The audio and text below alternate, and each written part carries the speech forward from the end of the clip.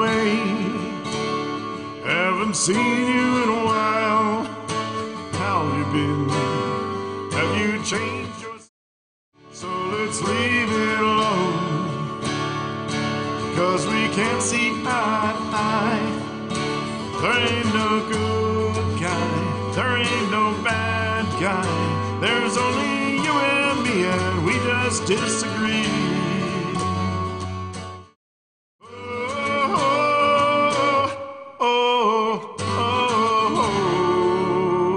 Hello there, welcome to Inquiring Minds. My name is Doug and I'm back with another fountain pen review. Today I have a new model fountain pen from a company which I know only one fountain pen previously, and that was the Natami Flight of Time. I reviewed that Platinum 3776 lookalike way back in 2020. It's a nice pen and my wife uses it all the time.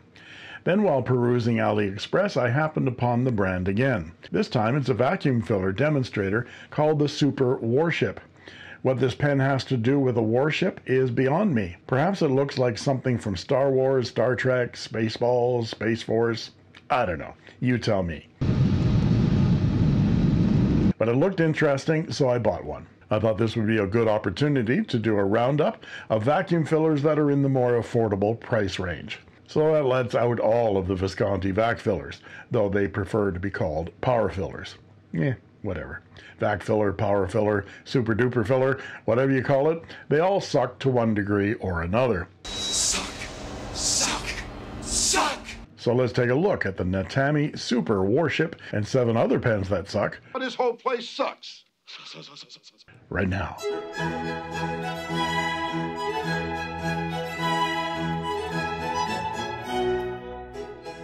I'll show the parts and features of this pen, show some size comparisons and measurements, and then provide a writing sample.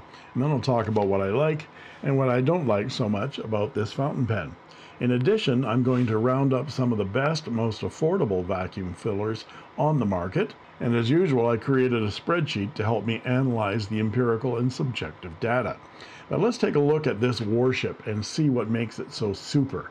There were a couple of things that I noticed right away. The first was that this pen is very similar in dimensions and shape to the Gravitas Ultemate. And you can see my review of the Gravitas Ultemate by clicking right up there. Sure, the cap and the vacuum knob are different, but look how similar the section and the barrels are. That got me investigating, and I disassembled this pen to discover the second thing. So let's take it apart right now. Remove the cap, remove the section, and then we remove the blind cap and pull the vacuum piston back. And we get a crescent wrench, adjustable spanner, whatever you might want to call it. And we look for the flats right there, those little flat marks on the threads. And we grab the barrel and we turn the barrel. And there we go. And now we take out the nib unit as well. There we go. And there are all our pieces. And now that we have the pen in pieces, let's see what parts are interchangeable with other parts. I've been suspicious that a number of these Chinese brands are just sub-brands of major Chinese pen companies like Hero, Moonman, Jinhao, and Hongdian. One of two things is happening here. Either major Chinese pen companies like Hero, Moonman, Jinhao, and Hongdian are creating small sub-brands like Lemon, Asvine, Natami, Paley, and Admoc to give the impression of diversity and competition, or small independent makers like Natami are making pens with the same parts as the big guys. As far as I can tell, Natami only has 2 models of fountain pens. This copy of the Platinum 3776 pen called the Natami Flight of Time, and this Super Warship copy of the Gravitas Ultimate. When I look at this nib unit, for example, I notice it's very similar to the Moonman Majon Asvine nib unit. First, let's see if it fits the Gravitas. I'm going to remove the section on the Gravitas. There we are. And one interesting thing, I was going to swap the nib units, and I thought, well, let's just see if it fits the barrel. And guess what? There's the Gravitas section screwing directly into the Natami barrel. No worries whatsoever. And the Natami section fits directly into the Gravitas. Interestingly, however, the Gravitas nib unit does not fit the Natami. So the threads are different on the inside of the sections, but the sections themselves are almost identical. The Natami is just slightly shorter, that's all. The threads are exactly the same. And what about the tail end of the Vac-filler from Gravitas? We'll take it out, and let's take a look at these guys. And what do you know? They're identical hardware except for the knobs that are attached to the end. Are the threads the same? Now let's put the Gravitas into the Natami barrel and screw it down, and it threads in perfectly. And the Natami will go in the Gravitas with no worries, no issues whatsoever. Works perfectly. Looks funny, works beautifully. So what about Asvine? Let's see if the Asvine nib unit is the same as the Natami nib unit. Got ink in this one, so be careful. And here they are side by side, and they are absolutely identical. So let's put the Asvine nib in the Natami section. There we go. Now we have the Natami Super Warship with an Asvine medium nib. And this becomes important if you like this pen, because doing a nib swap to an Asvine medium nib might make this pen from one of the worst I've used to one of the best I've used, as you will see in the writing sample coming up. But we will use the Natami nib unit instead. But wait, inquiring minds want to see more, don't they? So we know that the hardware that the Natami uses for its Vac-filler is identical to the hardware that Gravitas uses for its pens. Let's find out whether Asvine uses the same hardware as well. Here's an Asvine V169. We will remove its hardware and line it up, and what do you know? It's identical again. So Gravitas, Natami, Asvine all use the same hardware. What about Penbbs? This is actually the first place that I've discovered this hardware, was in Penbbs Vac-fillers. And this one's full of ink, so I'm not going to take it apart.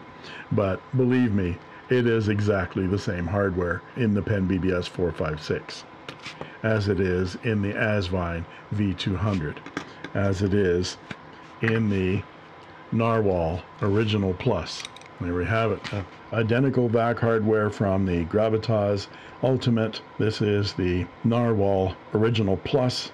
This is the Natami Super Warship. This is the Penbbs 456.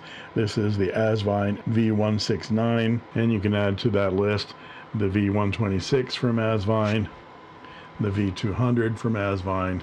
The only one in my list that doesn't have the same hardware is the Wingsong 699. The hardware on this is completely different. Okay, enough of the comparisons. Let's take a look at the Natami Warship on its own. It's a fairly lightweight pen with aluminum in the middle band and on the end vac knob and part of the cap. The top finial has this stepped divot in the top, and the top metal part slides into the acrylic cap. There is no clip. That metal insert in the cap actually screws into the acrylic, so you can see the screw threads from where it screws in. It doesn't actually unscrew, at least not that I can do without breaking it. But you can see through the clear part of the cap, the clear section butting up against the ledge on the inside of the cap that seals the nib. The cap tapers up, and then there's a small step down to the aluminum middle band. That is the top of the barrel. The barrel then tapers away through to the Vac-filler knob, which has a texture which is similar to the top. I think this is supposed to be what the Super Warship is all about. Either that looks like a cannon, or it looks like a spaceship, or something like that. And the flat bottom finial, let's see if I can get that angle correctly there, has Natami on the bottom. This is the only branding other than the nib on the pen. The cap unscrews with 1.5 turns to reveal the clear plastic section that has a bottle shape to it, sort of a double curve, and the steel number 6 size fine nib that has engraved a pattern. I don't know what that pattern is. It's not the Natami logo. It's supposed to be some kind of a spaceship, I would think. And it says Super Warship Natami. And there's the black plastic feed. I already showed you that the nib section removes, unscrews for replacement, and is identical with the Moonman Mad John Asvine nib unit, and the section unscrews for access to the ink chamber and for maintenance. The vac knob unscrews and you pull the piston back, and when you push it down again with your nib in the ink, it creates a negative pressure back here behind the piston, and when it gets to this point right there, that vacuum is released and ink is sucked up into the ink chamber. I've shown this tip a number of times, but to get a full fill, you have to do that at least a couple of times. But one of the tricks that I like to use, I always have to have a Kleenex handy for safety, is that you pull that vac knob back, put your nib in the ink, push it down, let it fill up, then turn the nib up like this, pull the vac knob back down again. Now the piston is below all the ink that's in the pen, and you push it up. You push the knob back up again, which pushes the ink forward. And when that air bubble gets to where the feed filler is, right there, you'll start to see the ink well at that point, and you hold that knob at that position. It's going to want to bounce back, so you hold that knob at that position. That's why the Kleenex is so important, because it might spit at you. Put it back into the ink and push it all the way down again. That will give you as full a fill as you can get, and I've been successful at doing that technique over and over again, and the more you practice, the better you get. The cap posts deeply and securely, but there's an issue with this that I found, and that is when you're sealing this nib and that section presses up against the inside of that ledge to seal it, this nib tends to spit when it's capped, and the ink sort of wells around that section and actually gets into that cap. Well, that's not unusual. That happens a lot with pens. But when you put this in, the end of that vac knob is tapered to precisely fit into that spot right there. And that's where it's sitting, and that's why it's so firmly seated when it's posted. That's all good. But I found numbers of times where I've been writing with this pen, the cap is not heavy at all, so it doesn't backweight the balance of the pen. But when I take that off, there's ink all around that knob, and I get it all over my hand. This has happened more than once to me. But the pen does feel very nicely balanced in the hand unposted. It's an easy clean actually with a cotton swab.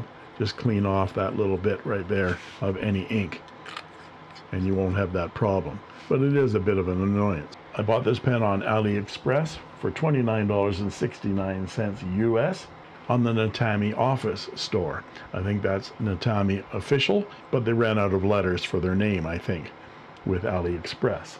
This is the clear and silver version, and it's also available in a smoke and gray colorway. Now let's look at some size comparisons, and I'll be back with a writing sample. And here's the Natami Super Warship vacuum filler with a Gravitas Ultimate vacuum filler.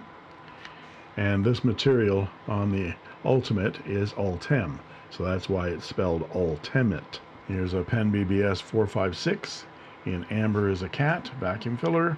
Here's an original Plus from Narwhal, beautiful pen. And one of my favorite vacuum fillers, the Asvine V126. Now let's look at them posted. And here they are posted. The Narwhal really doesn't post.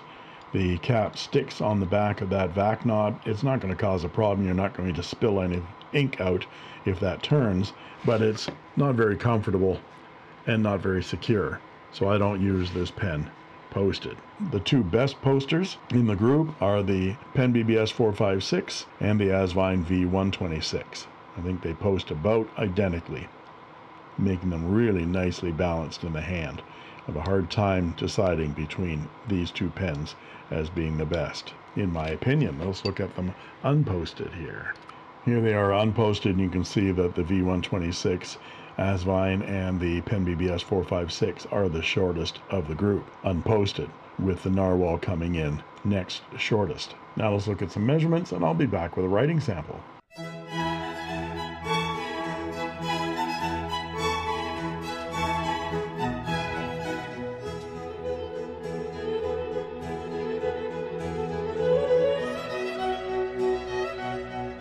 We're back with the writing portion of the review, and I don't as yet have any ink in my Super Warship. So I'm going to demonstrate what I mentioned earlier, my double fill technique for filling this vacuum filler up completely. Let's unscrew the vac knob and pull the vac piston back. I'm going to use Waterman's Inspired Blue, which is a lovely turquoise color. And the bottles are great. They have a nice wide mouth on them. And I get some tissue standing by over here. So we're going to immerse the nib all the way into the section, into the ink. And then we're going to push down. And I'm going to try to show this without spilling ink everywhere.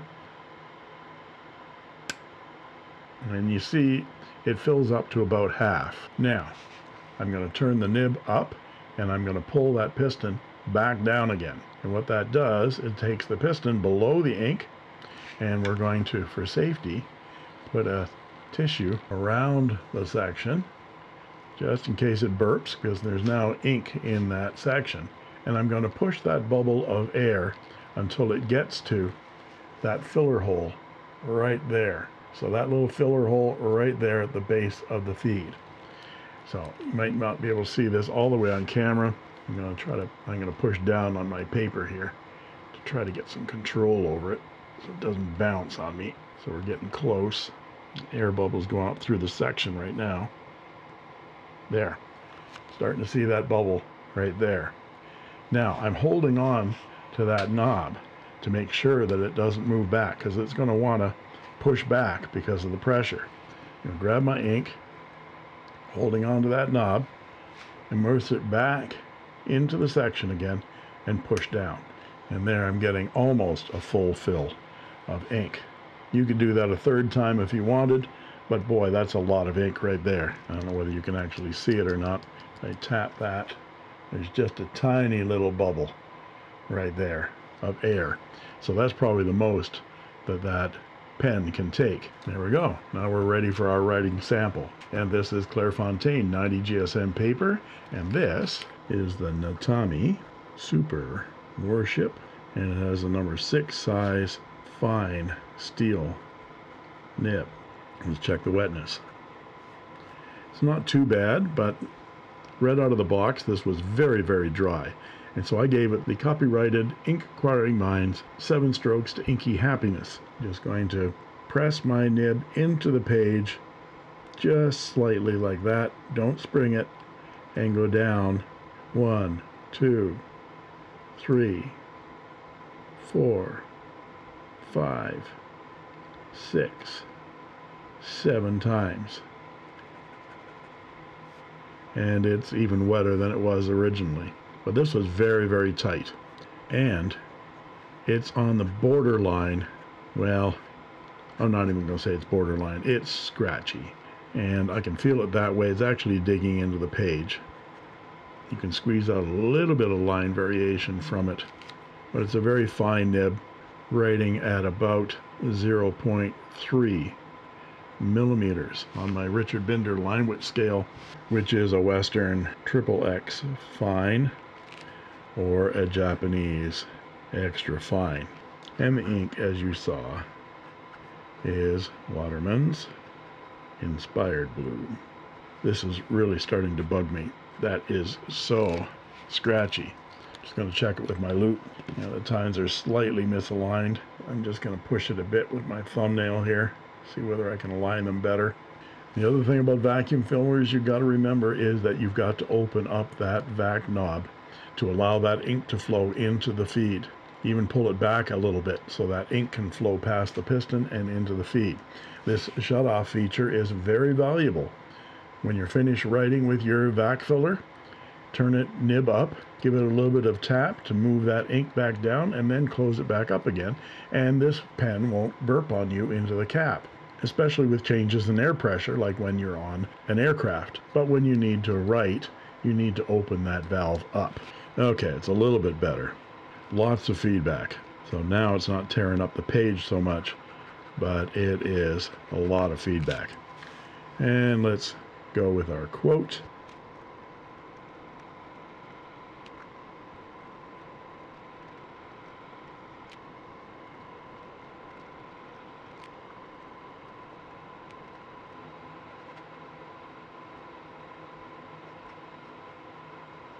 And for some reverse writing, it actually is a lot smoother in reverse than it is in the regular position. Very, very dry though. And some quick writing.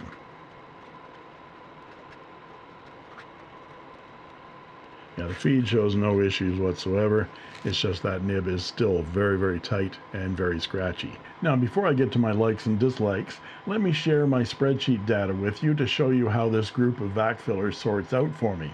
I've added a number of pens to the list at the high and the low ends to keep people from asking me why I left out $300 pens in my affordable pen showdown video. One of the best Vac-fillers on the market is undoubtedly the Pilot 823, which sells for around $336 US. If you consider $336 US affordable, then you won't give a tinker's cuss for the Natami Warship, no matter how super it is. But it is on the list and I rated it even though I don't own one. Same thing with the TWSBI Vac 700. It is $77 US, and I'm not interested in owning one until they can make one out of acrylic instead of polystyrene. I've added the two cheapest Vac-fillers on the market, and by cheap I don't mean inexpensive, I mean cheap with a capital EEP. They are the Wingsung, not that Wingsung, the other Wingsung. The Wingsung 3013 and the Pali 013. I'm pretty sure that the Pali or Pali is made by Wingsung, not that Wingsung, the other Wingsung. In my opinion, don't waste your time. I had one of each, but gave both away to the garbage man. Sorry, garbage person. For comparison, here is a Wingsung 3003. This is the piston filler version of the 3013. Just look at that lovely rusty screw holding that clip on. And this one was never inked up at all. And there's a nice crack in that polystyrene right there in the barrel. What do you expect for $5? It's trash. But let's look at the other pens on the list. The Penbbs 456. This is a gorgeous pen. It's still my favorite vacuum filler of them all, and I have them in 5 different colorways. This beautiful amber as a cat, I have it in Galaxy, I have it in Tootsie, I have it in purple resin, I have it in black. I love this pen. It's probably the best poster of the entire group, and nicely balanced. Beautiful pen. Then we have the Asvine V126. I gave one of these away, the clear one. I kept the blue one. This is a beautiful pen. If you like cigar-shaped pens and you like vacuum fillers, and I do like vacuum fillers, this pen posts magnificently. It looks gorgeous. I just wish they came in more colors and more finishes available. Maybe they will. The nib is sublime on this pen. They take a lot of ink, and they're just really, really beautiful and comfortable. Then there's the Asvine V169. And this was the first Asvine pen that I've ever used. This was given to me by Asvine when they were just announcing their company and their brand. In fact, I'll put the link to all the reviews of all of these pens in the description so you can see them. I didn't think very fondly of this vacuum filler. It's heavy, it's big, it doesn't post, and the clip has always been wonky for me. Interesting look, heavy pen. Here we have the Asvine V200. And this is a titanium pen. Again, it's a large pen. It's not as heavy as the V169, but the V200 takes a lot of ink, has some beautiful lines to it. The nib was terrific on this pen, and it balances very nicely. It does post, but it becomes very, very long, and it posts right on that knob with a couple of silicone rings to make it stable. As you can see from the ink, I use this pen.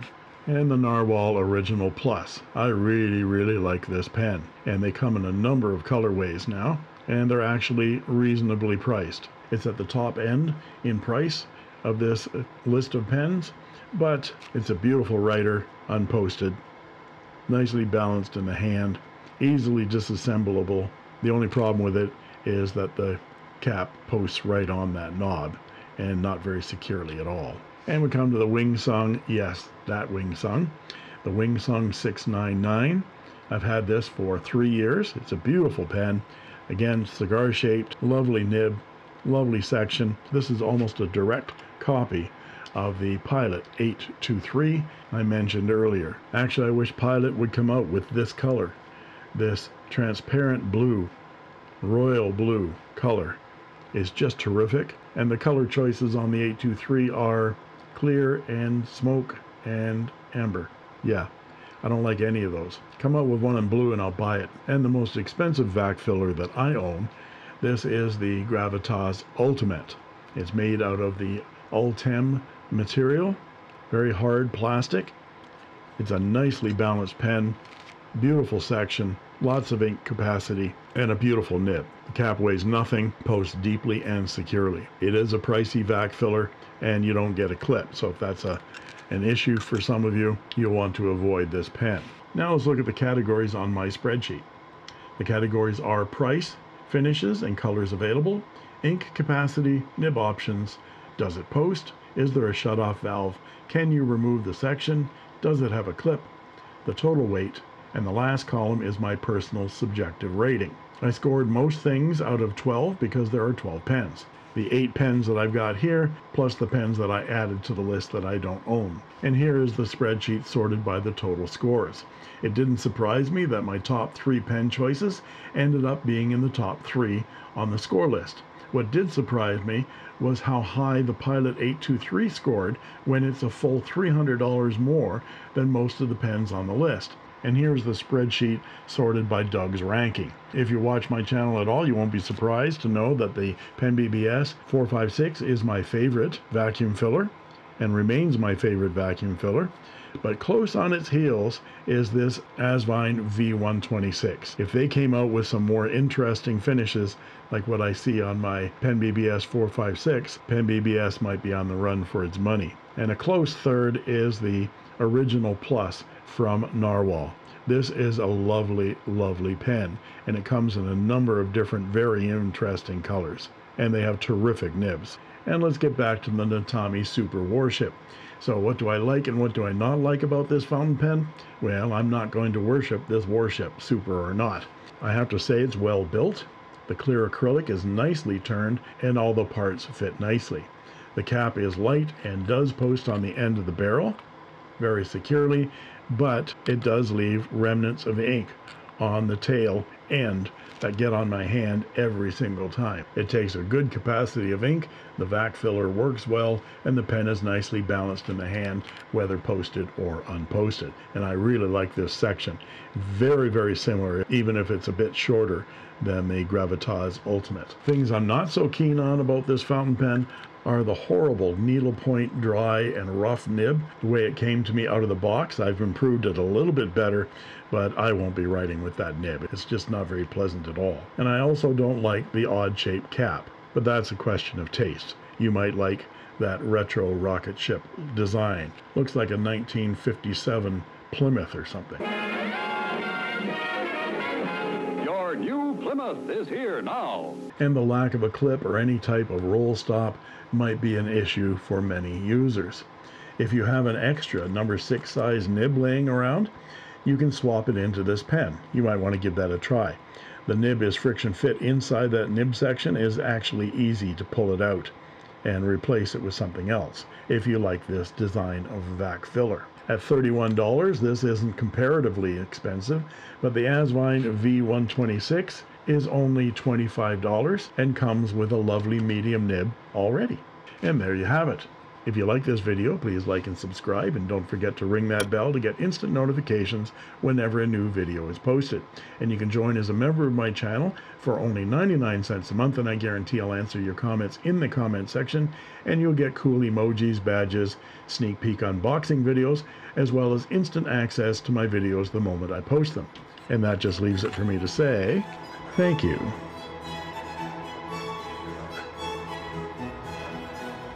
for watching.